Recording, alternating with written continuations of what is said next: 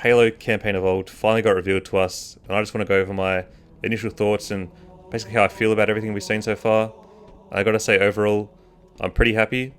I think visually the game looks incredible, the music is perfect, Chief looks great, and then there's a few concerns that I did have but have since been cleared up. Like when I first saw the gameplay, the HUD, the motion tracker being top right of screen looked so wrong to me.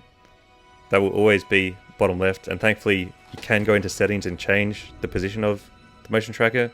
I did see there was quite a few options there, so I imagine you'll be able to turn things off like hit markers, which I'm also not a huge fan of in the campaign, and then who knows what else they got in there, but it does look good.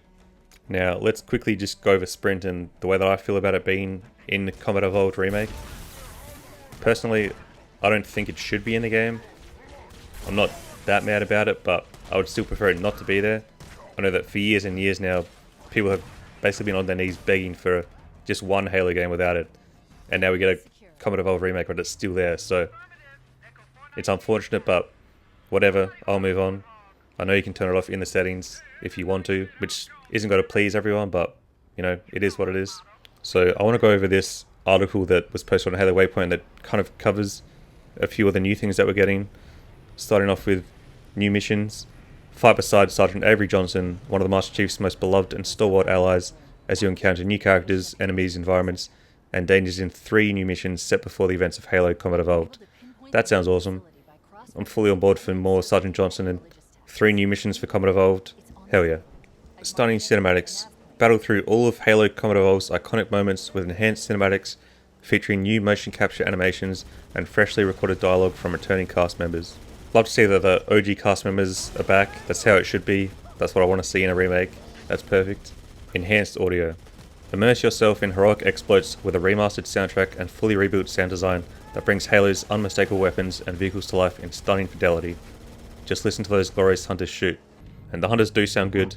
I'm not too convinced yet on the sound of the pistol. I think it sounds good, but you just can't beat the classic CE pistol. Although I do like that it sounds very beefy. Expanded arsenal. Wield 9 additional weapons from the Halo universe for the first time in Halo Combat Evolved. Battle the Covenant with the energy sword, battle rifle, needle rifle, and more instantly recognisable Halo weapons, alongside tried and true standbys from the Master Chief's first journey. I'm very excited to see that the needle rifle has made its return here, given that we haven't seen it since Reach, and I was not expecting to see that at all.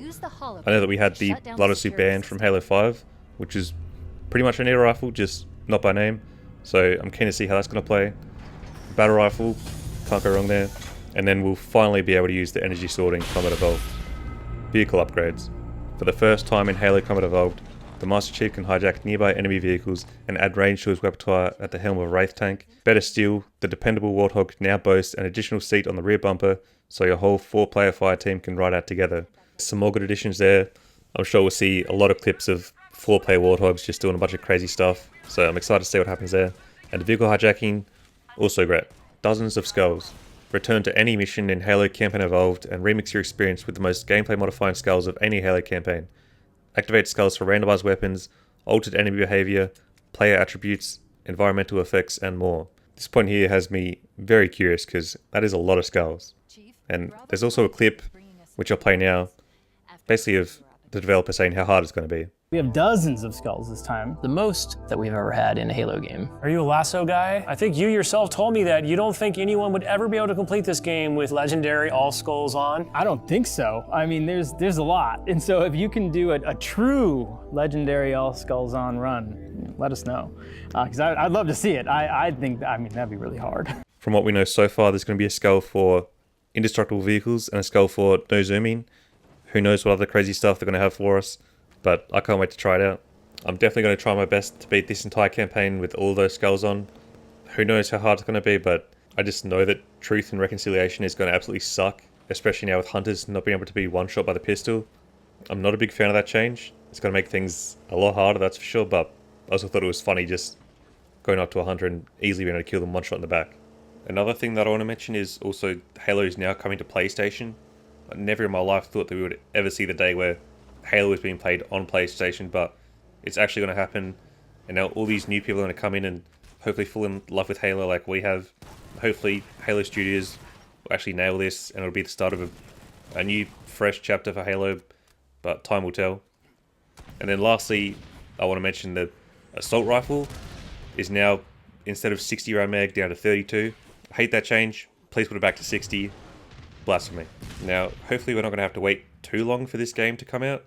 If they do follow the 25th anniversary, it'll be late next year. I hope that's not the case and we get it a bit earlier, because we've done enough waiting. If it is late next year, that'll be 5 years since Infinite, which is just way too long. But at least now there's something to be excited for, and it feels good to be excited about Halo. So let me know what you guys thought, and thank you for watching.